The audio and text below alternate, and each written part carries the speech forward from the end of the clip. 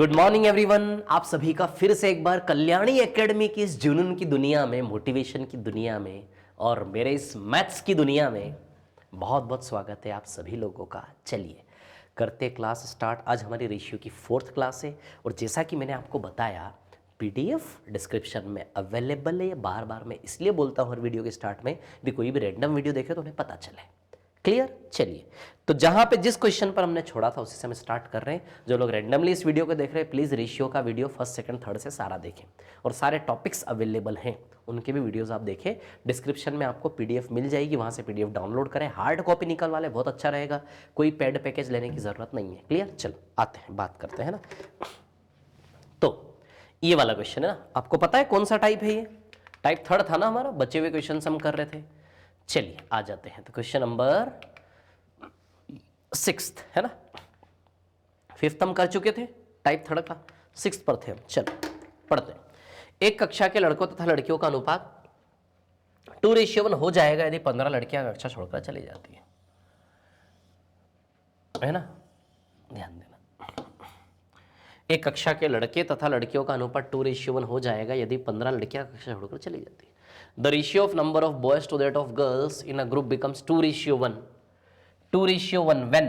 अब ये full stop नहीं है, प्लीज यहाँ चेंज करो, थोड़ा सा कॉमा है और छोटा W छोटा आएगा। मतलब मैं ये बताना चाह रहा हूं कि ये कंटिन्यूस सेंटेंस है व्हेन, और यहां पर सेंटेंस आपका एंड होगा यहां पर। ठीक है ना, क्योंकि इससे कहानी बदलेगी। चलो मैं हिंदी में पढ़ता हूँ। लड़के लड़कियों का अनुपात 2:1 हो जाएगा। एक क्लास में लड़के और लड़कियों का अनुपात 2:1 में हो जाएगा है नहीं, 2:1 हो जाएगा बाद में। कब बाद में? यदि 15 लड़कियां कक्षा छोड़कर चली जाती है। ठीक है, तो लड़के और लड़कियां, बॉयज और गर्ल्स, शुरू में कितने कितने हैं नहीं पता, कितने नहीं पता। 2:1 हो जाएगा बाद में, अभी नहीं है। लड़के से लड़कियों का अनुपात 2:1 बाद में हो जाएगा यदि 15 लड़कियां कक्षा छोड़कर चली जाती है। कितनी लड़कियां कक्षा छोड़कर चली जाती है? 15 लड़कियां है ना। 2:1 हो जाएगा यदि 15 लड़कियां कक्षा छोड़कर चली जाती है। क्लियर? उसके बाद 45 लड़के कक्षा छोड़कर चले जाते हैं। अब सुनिए, पहले तो ये कहानी, यहां तक का सेंटेंस समझ में आया। 2:1 कब होगा? जब 15 लड़कियां चली जाएगी उसके बाद होगा ऐसा। अब यहां से उसके बाद 45 लड़के कक्षा छोड़कर चले जाते हैं। इसके बाद यहां से कितने लड़कों ने कक्षा छोड़ी? 45। 45 लड़के, लड़कियों में चेंज नहीं आया, तो अनुपात 1:5 हो जाएगा। 1:5 हो जाएगा। लड़कियों में कोई चेंज नहीं, लड़के 45 चले गए। ठीक है ना। बताइए शुरुआत में कितनी लड़कियां थी, है ना। क्या बताना है? बताइए शुरुआत में कितनी लड़कियां थी। तो अब सुनो मेरी बात ध्यान से। मिक्सचर टॉपिक मैंने आपको पढ़ाया था, मिश्रण टॉपिक, है ना। क्लियर? यहां पे लड़कियों में कोई चेंज नहीं आया, तो बताइए लड़कियों की संख्या बराबर होनी चाहिए क्या? लड़कियों में कोई चेंज नहीं आया, तो यहां पर लड़कियों की संख्या क्या होनी चाहिए? बराबर। क्लियर? लड़कों में चेंज आया, लड़कियों की संख्या बराबर होनी चाहिए, तो कर ले क्या बराबर? रेशियो सेट करने वाली मेथड है, मिक्सचर में सिखाई थी, फिर से यहां सिखा ही रहा हूं थोड़ा थोड़ा। ठीक है, लेकिन जो शुरू से पढ़ते हुए आ रहे हैं मेरे साथ साथ उनको ज्यादा हेल्प मिलेगी, है ना। ठीक है, चलिए। तो लड़कियों की संख्या क्या होनी चाहिए? बराबर, तो कर ले बराबर।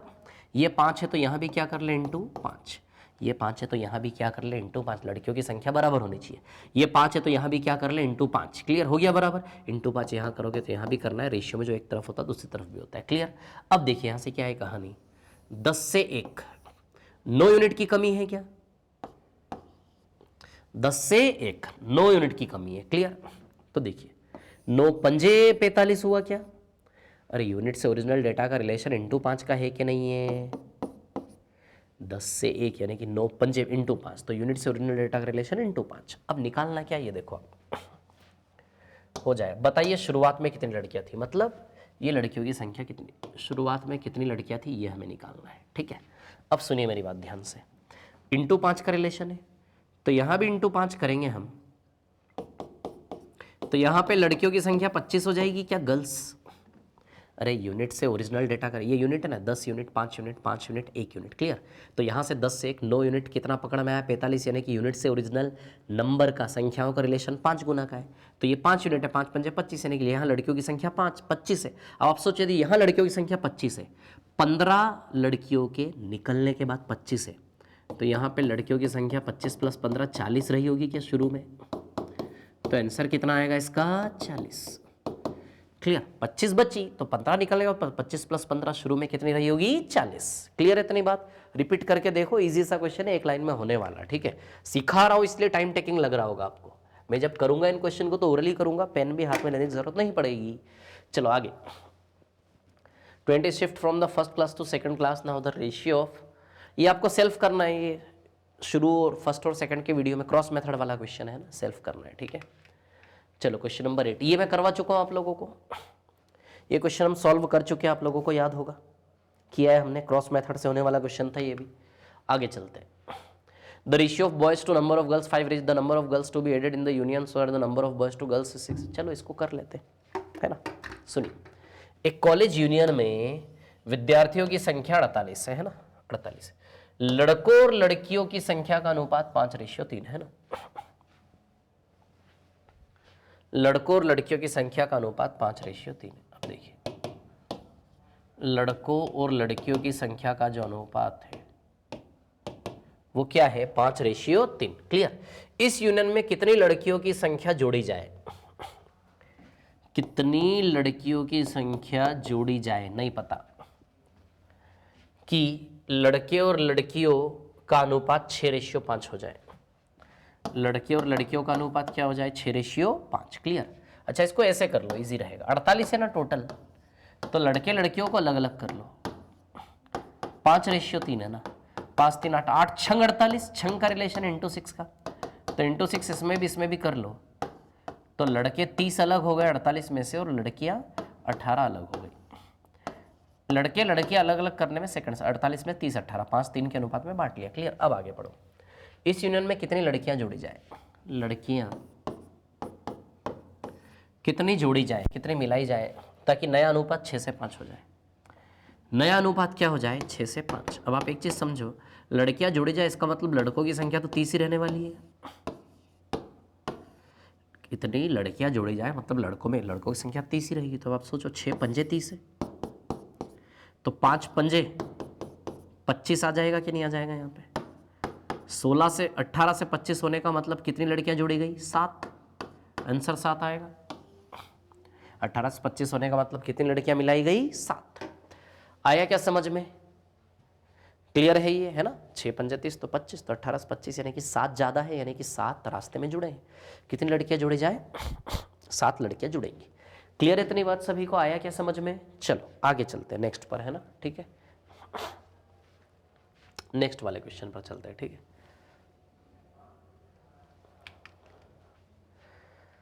हाँ, ये वाला क्वेश्चन भी मैंने आपको दिया था करने के लिए, या फिर शायद मैंने करवाया था, क्रॉस मेथड वाला क्वेश्चन है ना, you have to do it by yourself, या फिर हमने किया होगा। 25 यात्री बस से ये भी क्वेश्चन कर चुके, क्रॉस मेथड वाला था। चलो, so now it's time to reach type 4, coins वाले क्वेश्चन है ना, बड़े इंपॉर्टेंट क्वेश्चन है कॉइन्स वाले। चलिए करते हैं कॉइन्स वाले क्वेश्चन को सॉल्व, है ना, ठीक है। अब ध्यान देना, टाइप 4 में है सिक्कों वाले सवाल, है ना, कॉइन्स वाले क्वेश्चंस। अब इन क्वेश्चन को हम कैसे करेंगे, ध्यान देना, है ना। पढ़ता हूं पहले कहानी। एक डिब्बे में 56 रुपए हैं। डिब्बे में कितने रुपए? 56। डिब्बा मतलब क्या पता है? गुल्लक होता था, मिट्टी का बर्तन, याद है आपको? गुल्लक, ऐसा डिब्बा।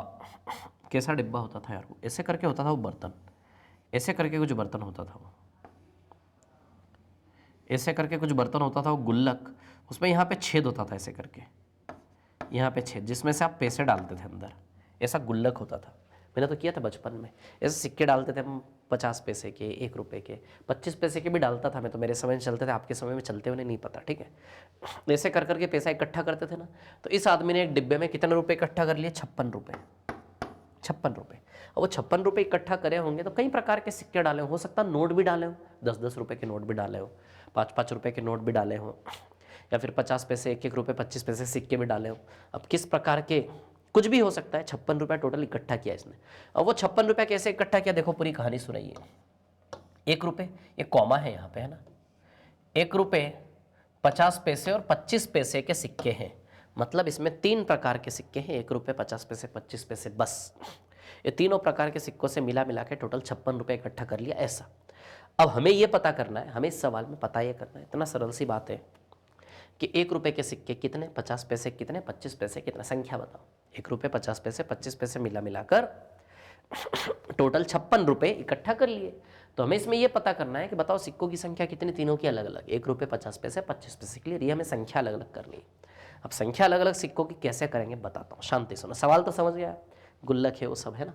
अब आगे क्या बोला, 50 पैसे के सिक्कों की संख्या 25 पैसे के सिक्कों की संख्या से 2 गुनी और 1 रुपये के सिक्कों की संख्या से 4 गुनी है।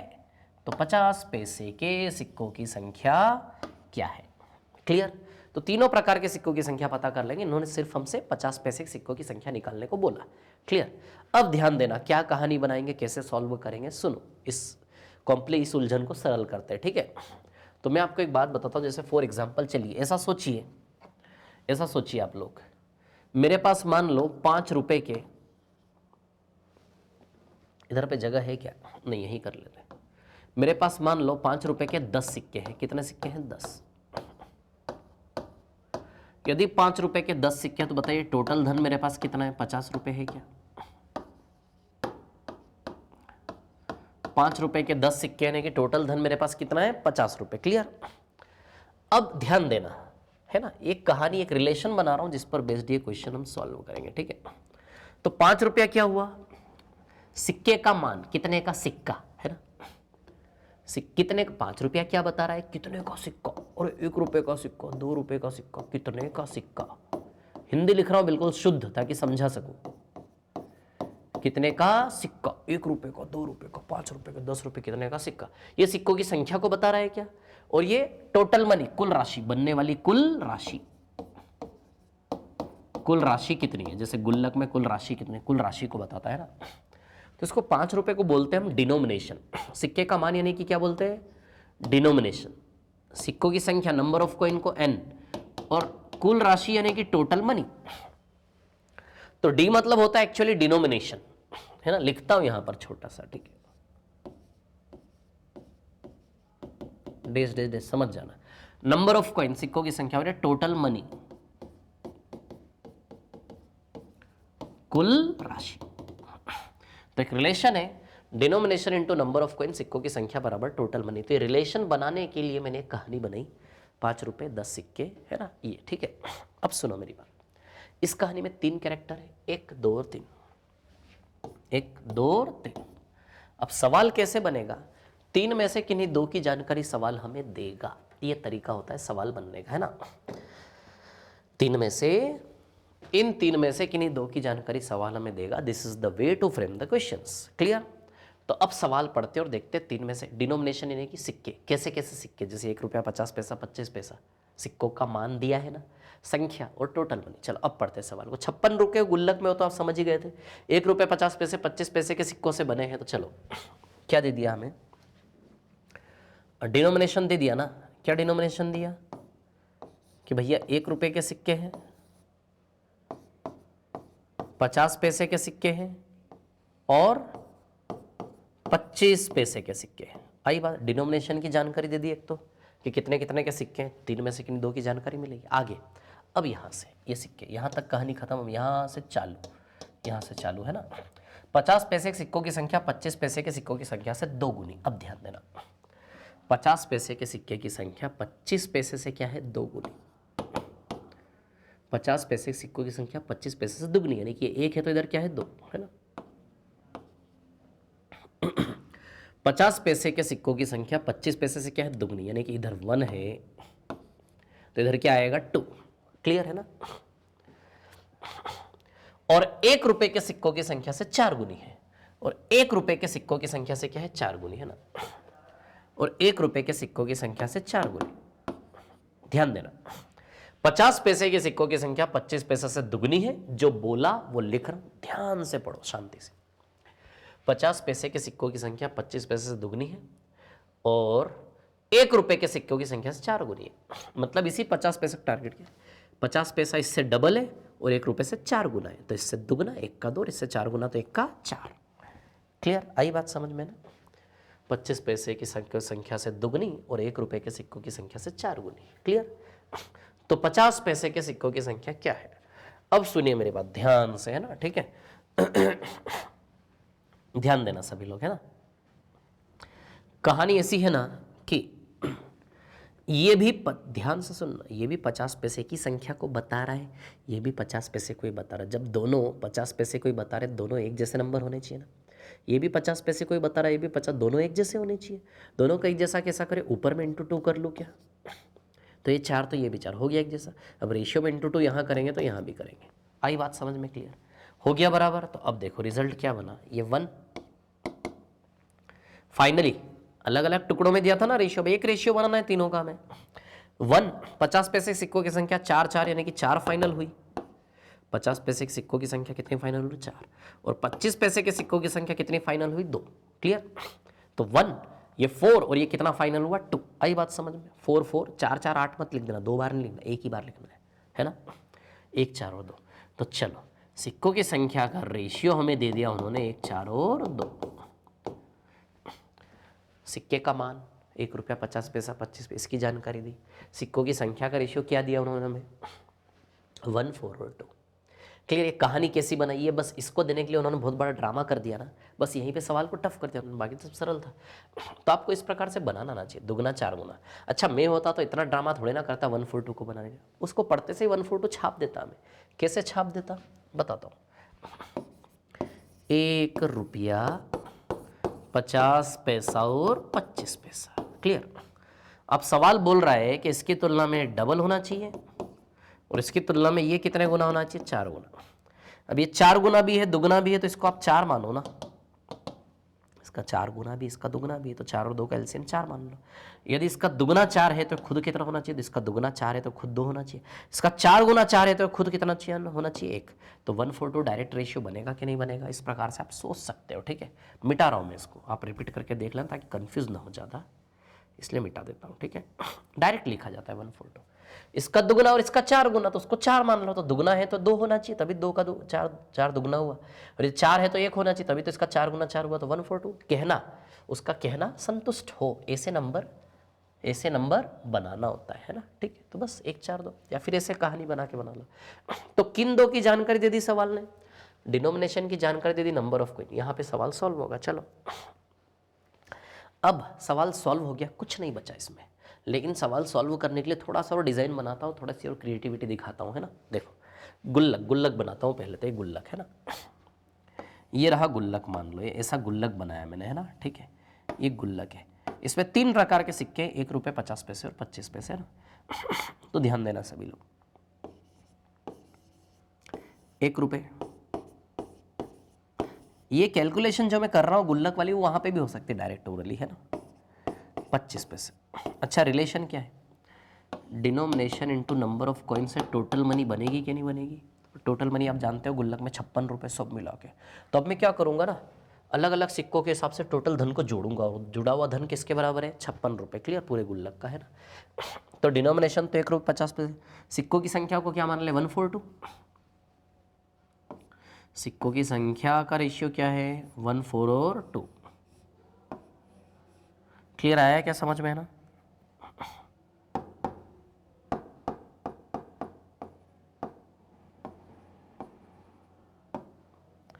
सिक्कों की संख्या का रेशियो है 1 4 और 2।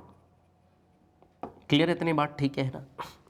अब इसमें क्या करो ना, 1x 4x और 2x ले लो, थोड़ी हेल्प मिलेगी, है ना। सिक्कों की संख्या है 1 4 और 2, है ना। ठीक है, अब मल्टीप्लाई करेंगे, जोड़ते ना टोटल धन कितना है गुल्लक में। 1 रुपये का एक ही सिक्का है, 1 रुपये का एक ही सिक्का है, तो 1x रुपया बनेगा। 50 पैसे के 4 सिक्के, 50 पैसे के 4 सिक्के यानी कि 2 रुपया बना। प्रैक्टिकली 50 पैसे 4 सिक्के 2 रुपया यानी कि 2x रुपया बना कि नहीं बना? 25 पैसे के 2 सिक्के यानी कि 0.5x रुपया बना या नहीं? 25 पैसे के 2 सिक्के यानी कि 0.5x रुपया बनेगा या नहीं? आती है क्या बात समझ में? 25 पैसे के 2 सिक्के यानी कि आधा रुपया। अब आधे रुपये को आप 0.5 लिखोगे कि नहीं लिखोगे बताओ मेरे को। 25 पैसे के 2 सिक्के 0.5 यानी कि आधा रुपया। 1 रुपये का एक ही सिक्का तो 1 रुपया, सोचो ना सरल। 50 पैसे के 4 सिक्के यानी कि 2 रुपया, सोचो ना सरल। 25 पैसे 2 सिक्के आधा रुपया 0.5x। चलो पूरे गुल्लक का धन जोड़ लेते हैं, तो ऐड करेंगे तो बताइए पूरे गुल्लक का धन 3.5x आएगा क्या? कितना आएगा? 3.5x। और ये जो पूरे तीनों को जोड़ो ना, 2x, ये 3.5x पूरा धन है, किसके बराबर दिया? 56 रुपए। क्लियर है ना? तो पूरे गुल्लक का जो धन है 3.5x किसके बराबर है? 56 रुपए। क्लियर? तो 3.5x यदि 56 रुपए हैं तो हमें यहां से x का वैल्यू निकालना है। किसका निकालना है? x का वैल्यू। तो x का वैल्यू कैसे निकालेंगे? 56 बटा 3.5, 16 बार जाएगा। कितनी बार? 16 बार। आप कर लेना अपने साथ। x का वैल्यू कितना आएगा? 16। तो x का वैल्यू 16 जब यहाँ लगाओगे तो 16 एकम 16, 16 चौक 64, 16 दूनी 32, तीनों प्रकार के सिक्कों की संख्या आ जाएगी ना यहाँ से। तीनों प्रकार के सिक्कों की संख्या यहाँ से हमारे हाथ लग जाएगी। क्लियर? x का वैल्यू क्या रखोगे आप? 16। जैसे x का वैल्यू 16 रखोगे तो 16 सिक्के, यहाँ x का वैल्यू 16 रखोगे तो 16 चौक 64 सिक्के, और यहाँ x का वैल्यू 16 रखोगे 16 दूनी 32 सिक्के। तो 1 रुपए के सिक्के 16 है, 50 पैसे के सिक्के 64 है, और 25 पैसे के सिक्के 32 है। तो हमें 50 पैसे के सिक्के निकालने थे, तो 64 आंसर आएगा। कितना आएगा? 64। समझ में आया? ये कैलकुलेशन आप यहां भी कर सकते थे। 1 रुपए का 1 की सिक्का तो 1x रुपया, 50 पैसे के 4 सिक्के तो 2x रुपया, और 25 पैसे 2 सिक्के तो 0.5x, टोटल 3.5x रुपया। वो 3.5x किसके बराबर है? 56। तो x बराबर 16। x का वैल्यू 16 रखोगे तो 16, सॉरी x का वैल्यू 16 यहां रखना है। 16 सिक्कों की संख्या 16, तो 16 चौक 64, तो 16, 64 और 32 ये सिक्कों की संख्या आ जाए। क्लियर? तो यही कैलकुलेशन यहाँ इमेजिन करके सेकंड्स में भी कर सकते थे, कोई बहुत बड़ा साइंस नहीं है ना। आई क्या बात समझ में? क्लियर है? चलो, इसी प्रकार का एक और क्वेश्चन करेगा आगे, है ना। तो पूरी कहानी समझाइए मैंने आपको। ये सवाल करने की बात है तो 1 सेकंड में 1 लाइन में खत्म हो रहा है सवाल, कोई बहुत बड़ा साइंस नहीं है ना। ठीक है, एक्स जो लगाए आपकी सुविधा के लिए लगाए, एक्स नहीं लगाओगे तो यूनिट का खेल चलेगा। एक्स लगाने न लगाने से लेन देन नहीं होता सवाल, है ना, कोई फर्क नहीं पड़ रहा है। सेकंड्स में कैलकुलेशन करो, पैसा जोड़ो 3.5x, तो x बराबर 16, x का वैल्यू चिपका दो यार, 16 का गुणा कर दो तीनों में, तो सिक्कों की संख्या आ जाएगी ना। ठीक है, इतना सा करना है। आगे चलते हैं, नेक्स्ट क्वेश्चन। चलो ये वाला क्वेश्चन लेते हैं ना, वही हमारा रिलेशन सेम। क्या रिलेशन है? Denomination into number of coin बराबर बनने वाली कुल राशि। चलो, एक बैग में 1 रुपये 50 पैसे और 25 पैसे के 378 सिक्के हैं। तो चलो डिनोमिनेशन की जानकारी क्या है कि भैया 1 रुपये 50 पैसे और 25 पैसे के सिक्के हैं। क्लियर? इतनी बात ठीक है। आगे, उनके मानों का अनुपात 13, 11, 7। अब ये कंफ्यूजन, मानों का अनुपात मतलब ये इसका रेशियो है कि इसका? तो मैं आपको बताऊं ये इसका रेशियो है, 13, 11 और 7। कैसे पता चल रहा? मानों का अनुपात मतलब 1 रुपये से बनने वाला टोटल मान, 1 रुपये मिलाकर 1 रुपया इकट्ठा कर करके बनने वाला टोटल मान, मानों का अनुपात 13 रुपये। 50 पैसे 50 पैसे 50 पैसे इकट्ठा कर करके बनने वाला टोटल मान 50 पैसे से 11 रुपये, ऐसा कहने का मतलब है। 25 पैसे मिलाकर बनने वाला टोटल मान 7 रुपये। कहीं से कहीं तक सिक्कों की संख्या का अनुपात बोलने की कोशिश की है क्या? नहीं, है ना। इंग्लिश में देखो, the ratio of their values, मतलब वैल्यू मतलब 1 रुपये के सिक्के से बनने वाली टोटल वैल्यू पैसे की 13 रुपये वैल्यू, 50 पैसे से मिलाकर बनने वाली टोटल वैल्यू 11 रुपये। आई बात समझ में? इस प्रकार से, है ना। तो पिछले सवाल में इस सवाल में क्या फर्क है, समझो खेल को, है ना। पिछले सवाल में इन दोनों का रेशियो जानकारी दी थी, इस सवाल में इसकी और इसकी जानकारी दी है। यहाँ पे सवाल में हमें खेलना है। क्लियर? अब समझो बात को, एक चीज यहाँ पर सभी लोग, है ना, मैं क्या बता रहा हूँ, है ना। ठीक है, अब हमें टोटल सिक्कों की संख्या कितनी दी है? 378। अब हमें क्या करना है ना, 378 सिक्कों में से तीनों प्रकार के सिक्के को अलग अलग करना है ना। 378 सिक्कों में से तीनों प्रकार के सिक्कों को अलग अलग करना है। तो सिक्कों की संख्या को अलग अलग करने के लिए संख्या का रेशियो चाहिए क्या? जितनी जल्दी संख्या का रेशियो आएगा उस रेशियो में 378 को तोड़कर अलग अलग कर देंगे, तीनों प्रकार के सिक्के की संख्या अलग अलग हो जाएगी। पिछले सवाल से सरल है। तब सुनो, सिक्कों की संख्या का रेशियो कैसे बनाएंगे, समझो बात को, है ना। समझो, सरलता से देखना ना, बड़ा सरल करते खेल को, रेशियो बनाना है ना।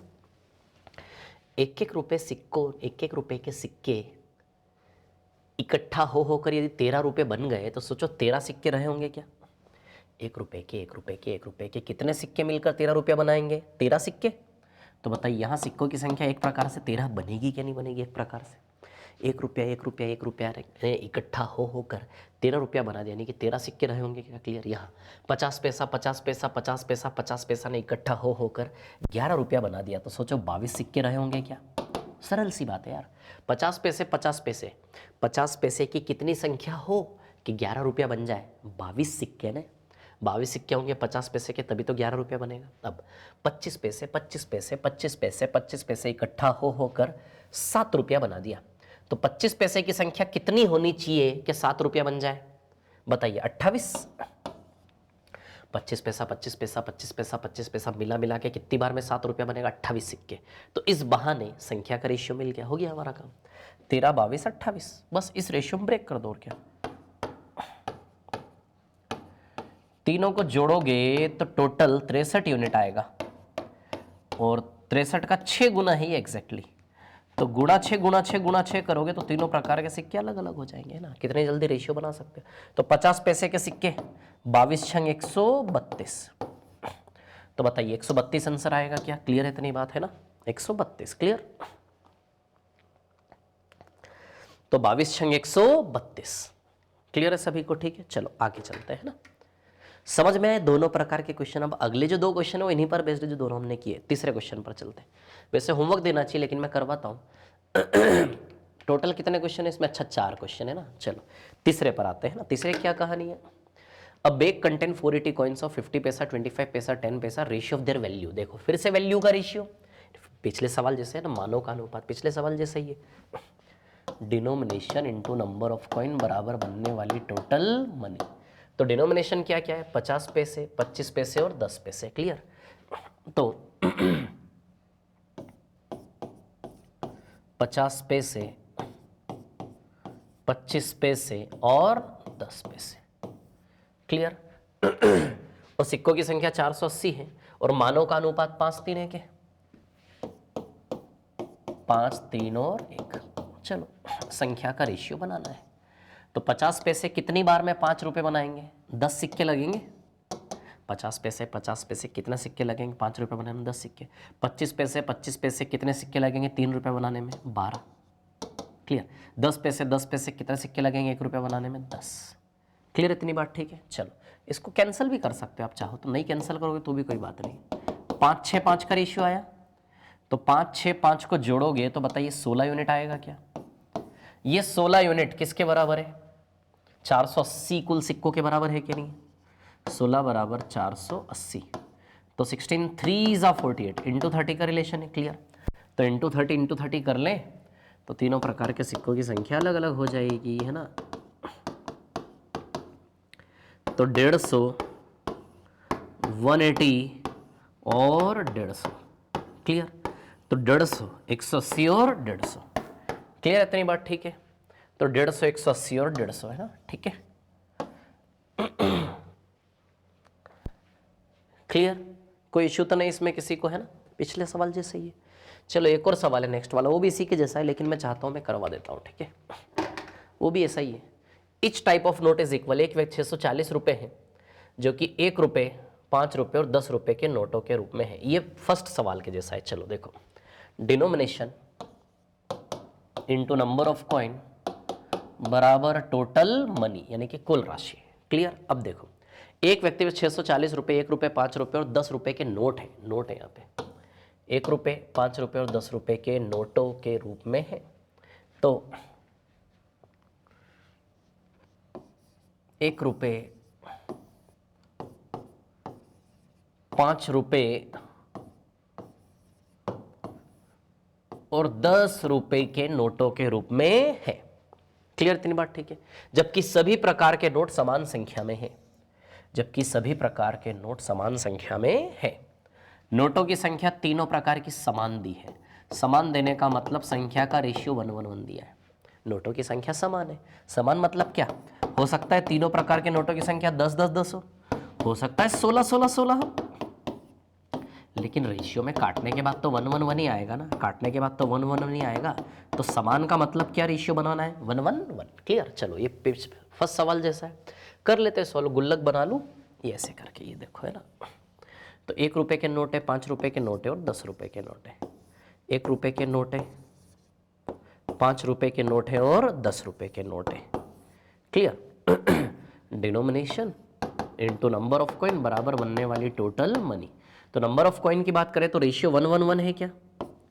1:1 का मतलब 1x और 1x। क्लियर। तो चलो अभी देखो यहाँ पर है ना, ठीक है। तो कर ले मल्टीप्लाई, जोड़ ले, टोटल धन कितना हो रहा है, ठीक है। तो ये 1x रुपया, ये कितना है 5x रुपया और ये 10x रुपया। तीनों को जोड़ोगे तो टोटल धन 16x होगा क्या? और ये टोटल धन 16x किसके बराबर दिया है? 640 के बराबर। तो बताइए x का वैल्यू 40 आएगा क्या? तो x बराबर कितना आएगा? 40। क्लियर। तो 40 40 40 ये आंसर आएगा आपका, है ना। तो कुल नोटों की संख्या कितनी है? तो x का वैल्यू 40 रखोगे तो हर एक प्रकार के नोट 40 40 40, तो कुल नोट 120 हुए ना। 40 40 40, x का वैल्यू 40 रखोगे तो 40 40 40, तो कुल नोट कितने हो गए? 120। ये आंसर। इसको यहां से भी कर सकते थे आप, 1x ये यहीं से कर सकते थे। 1 × x 1x, 5x और 10x 16x, 16x बराबर 640। तो x का वैल्यू कितना आएगा? 40। तो 40 40 40 प्रत्येक प्रकार का नोट है तो 120। क्लियर। ये ड्रामा ना करके यहां से भी कर सकते थे सीधे, और ओरली भी इमेजिन कर सकते थे यार। यहां से 1:1 तो 10 5 15 और 1 16, 16x बराबर 640, तो x बराबर कितना आएगा? 40। तो 40 40 40 120 ओरली हो सकता था। नजरिया बदलते हैं तो चीजें छोटी दिखने लगती है ना, कैसे देखते हो डिपेंड करता। तो ये कहानी थी सिक्कों वाले सवाल की, नोट वाले सवाल की। चलो अब हम चलते हैं आगे, है ना। टाइप 4 कंप्लीट, कोई क्वेश्चन नहीं छोड़ा। टाइप 5 बहुत इंपॉर्टेंट है। कितने क्वेश्चन है टाइप 5 में हम देख लेते हैं एक बार, है ना। टोटल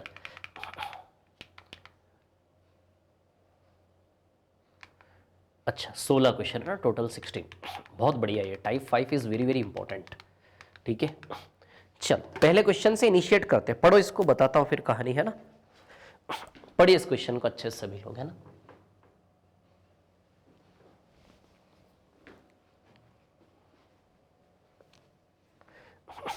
हाँ देखते हैं ना।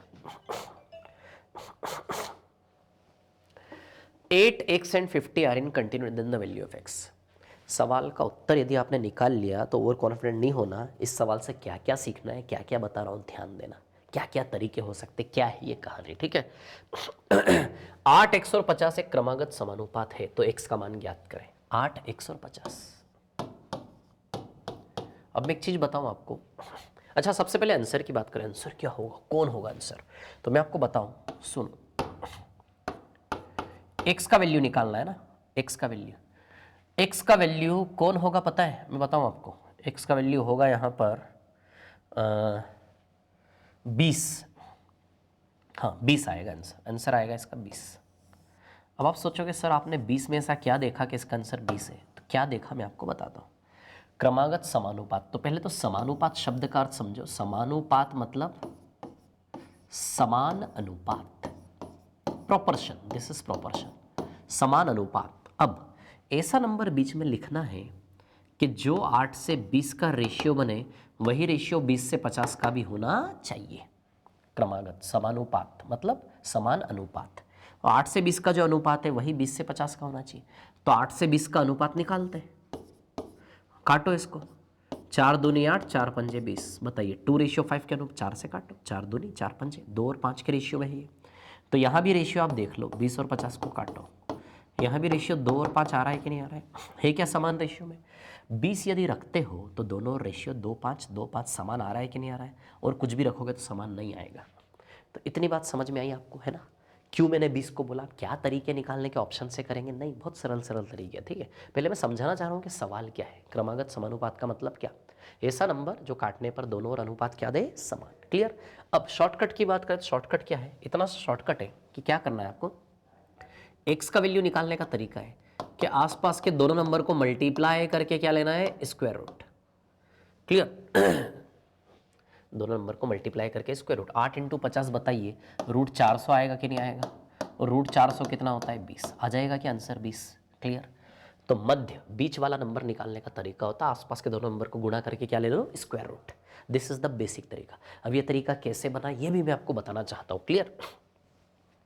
अब आप एक चीज समझो, मान लो 3 नंबर है एबीसी, 3 नंबर है एबीसी क्रमागत समानुपात में। क्रमागत समानुपात का मतलब है कि जो रेशियो ए से बी के बीच है वही रेशियो बी से सी के बीच होना चाहिए, है ना।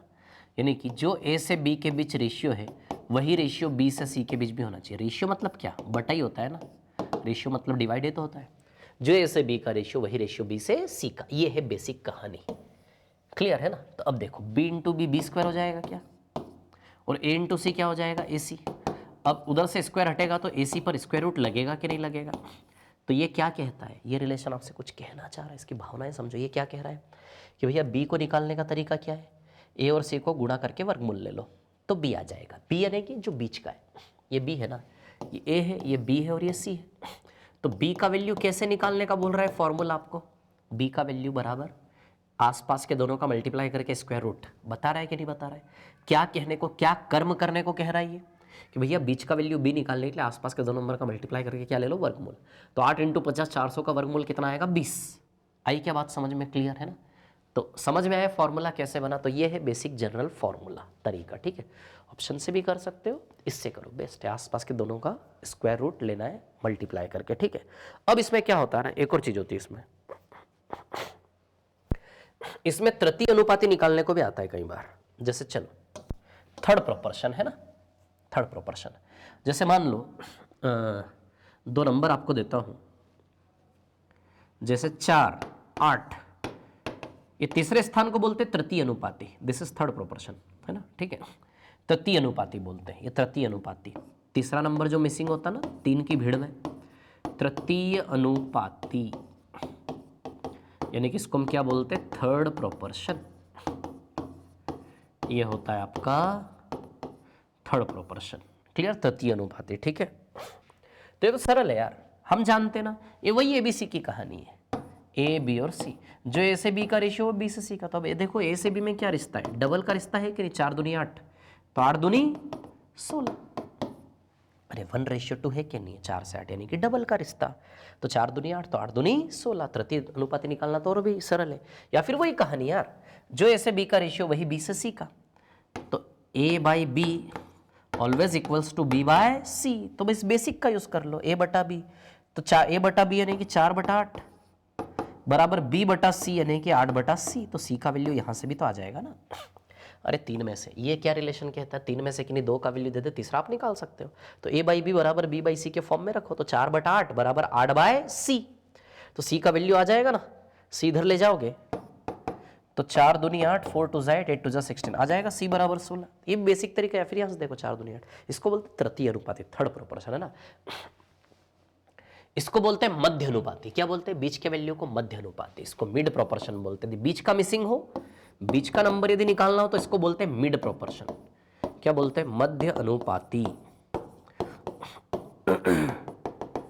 मिड प्रोपोर्शन, यानी कि मध्य अनुपाती,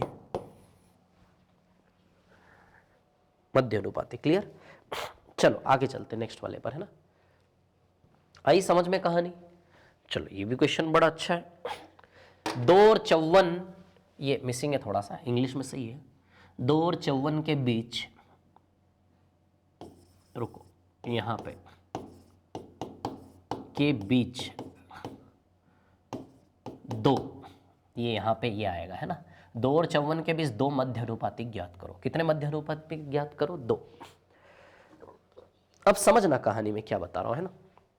2 और 54 के बीच, अब ये कहानी अलग है। कितने मध्य अनुपातिक ज्ञात करने, 2, एक यहां और एक यहां। क्लियर।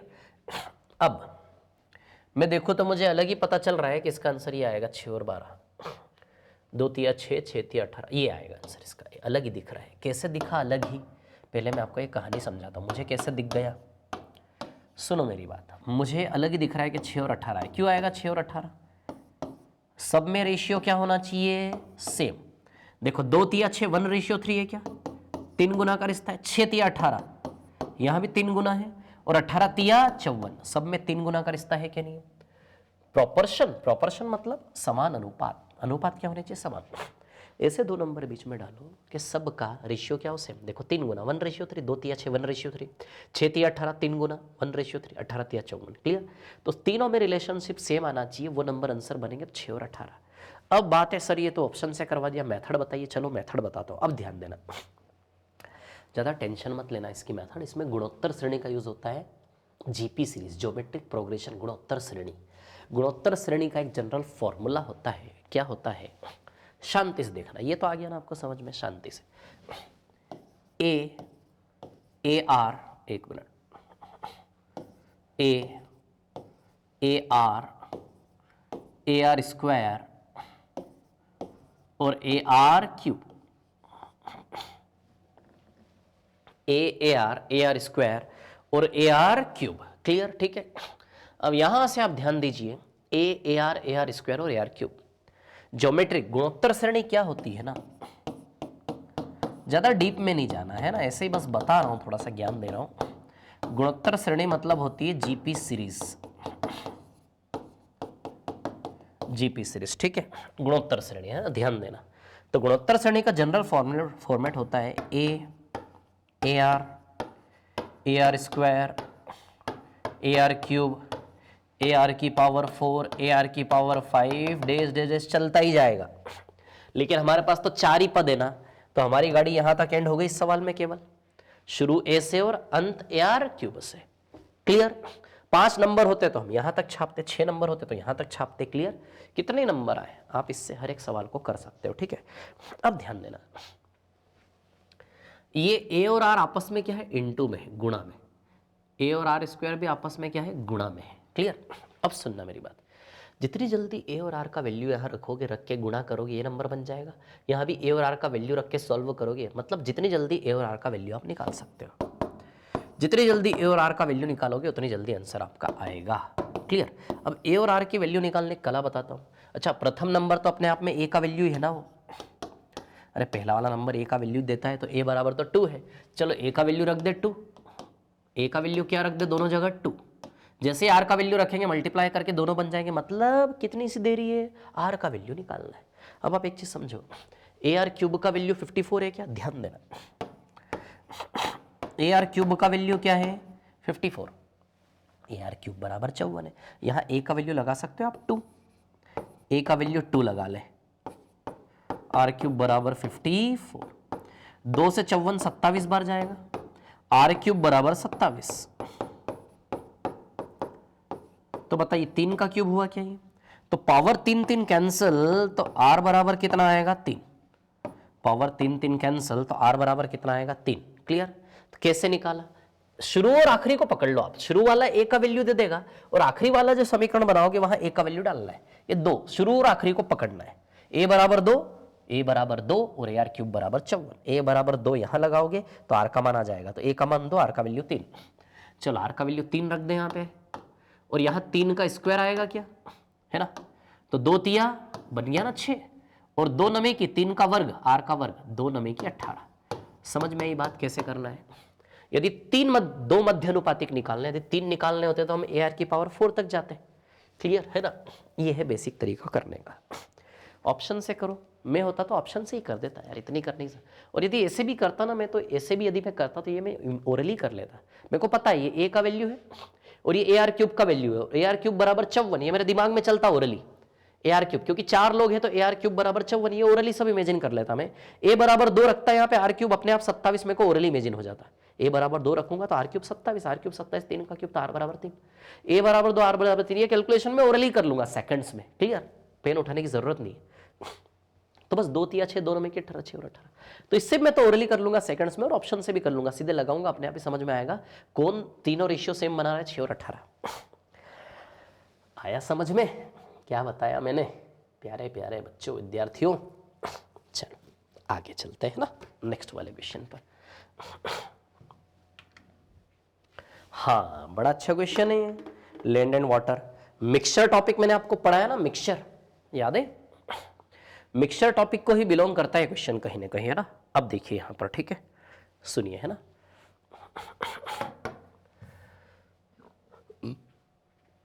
हाँ संपूर्ण पृथ्वी पर, बहुत इंपॉर्टेंट क्वेश्चन है, लगभग 13 साल हो गए मेरे को पढ़ाते पढ़ाते।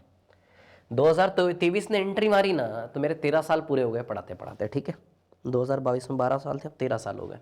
जब से मैंने पढ़ाना चालू किया था 13 साल पहले, 2010-11 के आसपास, तब से ये सवाल है छपा हुआ किताबों में, ठीक है। वैसा का वैसा आता है ये, है ना, पृथ्वी जल का अनुपात ऐसे करके, ठीक है। सुनिए, संपूर्ण पृथ्वी पर भूमि और जल का अनुपात 1:2 है। भूमि और जल का अनुपात, किस किस का अनुपात? भूमि और जल का अनुपात संपूर्ण पृथ्वी पर, है ना। भूमि और जल मतलब लैंड एंड वाटर। भूमि और जल का अनुपात है 1:2 संपूर्ण पृथ्वी पर।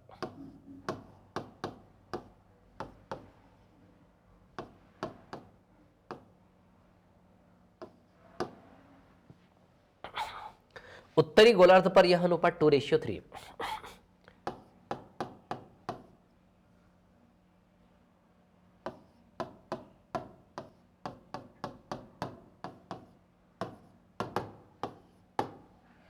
पृथ्वी पर यह अनुपात 1:2 है और उत्तरी गोलार्ध पर यह अनुपात 2:3 है। क्लियर है ना, ठीक है।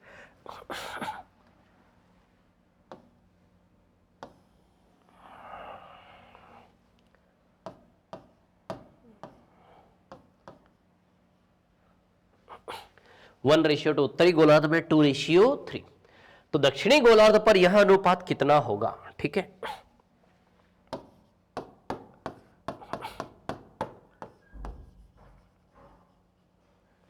है ना, पृथ्वी 1:2, उत्तरी गोलार्ध में यह अनुपात 2:3, तो दक्षिणी गोलार्ध में यह अनुपात क्या होगा, यह हमें निकालना है। अब सुनो मेरी बात ध्यान से, ठीक है ना।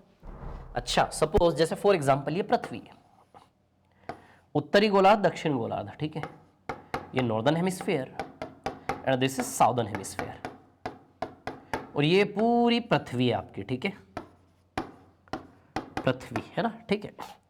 तो अब आप सोचिए, पृथ्वी की तुलना में दोनों आधे आधे, मतलब पृथ्वी का एरिया यदि 2 माने तो इन दोनों का एरिया 1-1 मान ले, या 10 है तो 5-5, 20 है 10-10, मतलब आधे आधे दोनों मिला के पूरी पृथ्वी बनती है, ठीक है। अब सुनो मेरी बात ध्यान से, मैं क्या बता रहा हूं, है ना। ऐसा सवाल मैंने आपको मिक्सचर में करवाया है ना, जो गणित हम यहाँ लगाएंगे, ठीक है। बहुत सारे तरीके, लेकिन जो बेस्ट अप्रोच है वो मैं आपको बताऊंगा, ठीक है। चलो, अब हम एरिया की बात करें, क्षेत्रफल की बात करें, एरिया की। यदि एरिया की बात करें तो इसका एरिया 1 + 2 कितना है, 3। शांति रखे, बताता हूं। इसका एरिया 2 + 3 कितना है, 5। मतलब अभी फिलहाल के सिचुएशन में एरिया 1 + 2 3 है और 2 + 3 कितना है, 5। 1 + 2 3 और 2 + 3 कितना है, 5 एरिया। लेकिन आप एक चीज समझो, उत्तरी गोलार्ध का एरिया और पृथ्वी का एरिया, कुछ गड़बड़ नहीं लग रही आपको? पृथ्वी का क्षेत्रफल तो उत्तर गोलार्ध से डबल होना चाहिए कि नहीं होना चाहिए? क्या रिलेशन होना चाहिए इसमें? सच क्या है कहानी का, ऐसा होना चाहिए कि नहीं होना चाहिए? अरे उत्तर गोलार्ध से पृथ्वी का क्षेत्रफल डबल होना चाहिए, उत्तरी गोलार्ध से पृथ्वी का क्षेत्रफल दुगना होना चाहिए। तो दुगने का रिलेशन होना चाहिए कि नहीं होना चाहिए क्षेत्रफल में? गड़बड़ है तो सुधार कर दें। ऐसा कुछ गुणा भाग करेंगे कि दोनों आपस में कैसे दिखे, इसकी तुलना में यह संख्या डबल दिखनी चाहिए। ये सच है ना, डबल दिखनी चाहिए। तो अब जब भी किसी रेशियो के अकॉर्डिंग सेट करना हो कहीं भी, तो मैंने आपको 2 पॉइंट इसमें बताए हैं। पहले आप प्लेटफॉर्म को इक्वल करेंगे, फिर उसके बाद रेशियो का गुणा करेंगे, मल्टीप्लाई करेंगे। 2 स्टेप बड़े इंपॉर्टेंट है। ये चीज केस पहले भी हमारे सामने आया है। अच्छा, हमें काम क्या करना है? हमें ये काम करना है कि एरिया में गड़बड़ लग रही है, पृथ्वी का एरिया, उत्तरी गोलार्ध का एरिया पृथ्वी से ज़्यादा नहीं हो सकता, तो सच क्या है कि इसकी तुलना में डबल होना चाहिए। तो ऐसा कुछ गुणा भाग करो यहाँ पे कि इसकी तुलना में ये नंबर डबल दिखे। तो ऐसा करने के लिए हम एक प्रोसेस को फॉलो करते हैं कि जब कहीं भी किसी भी रेशियो के अकॉर्डिंग जब कहीं भी सेटलमेंट करना हो तो वहाँ पे कौन सी प्रोसेस फॉलो करनी है? 2। पहला स्टेप, इन दोनों को इक्वल करो। तो इक्वल कैसे करो इन दोनों को? ऊपर 5 का गुणा कर दूं, नीचे 3 का। ऊपर किसका गुणा कर दो? 5 का, और नीचे किसका गुणा कर दो? 3 का। क्लियर, ठीक है। तो 15-15 हो गया दोनों। क्लियर इतनी बात, ठीक है ना। तो इंटू 5 यहां करेंगे, तो इंटू 5 यहां, इंटू 5 यहां, इंटू 3 यहां करेंगे, तो इंटू 3 यहां, इंटू 3 यहां, ठीक है। इंटू 5 यहां, यहां भी, इंटू 3 यहां, यहां भी। पहला स्टेप क्लियर कर लिया बराबर। देखो दोनों ही 15-15 हो गए क्या? 5 तिया 15, 5 तिया 15। अब रेशियो का गुणा, 2:1 चाहिए। रेशियो का गुणा यानी कि इधर 2 का गुणा और इधर किसका गुणा? 1 का। तो 2 का यहां करेंगे, 2 का यहां भी करेंगे, यहां भी करेंगे, 1 का यहां करेंगे, तो यहां भी करेंगे, यहां भी करेंगे। सिखा रहा हूं इसलिए टाइम लग गया। यदि मैं खुद सॉल्व करता तो मैं तो इतना भी नहीं लिखता, गुणा 5 गुणा 2 करता, गुणा 3 गुणा 1 माइनस करके आंसर सेकंड्स में सीधे। अब हो गया सेटलमेंट।